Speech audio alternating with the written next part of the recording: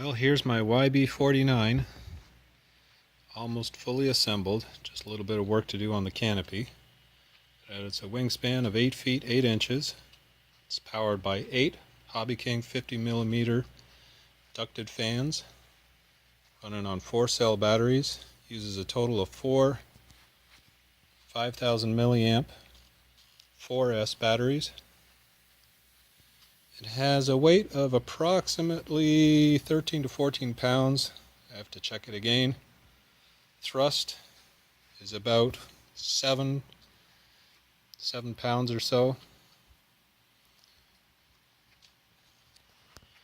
And we hope it'll fly. Here, we'll give you a little action on the control surfaces. It does have a stabilizer built in. Should be especially helpful in the yaw axis.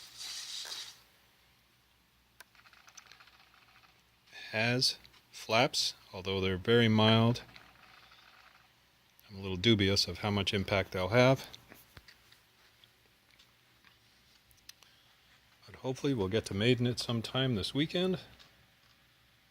And if all goes well, she'll be a beautiful flying model.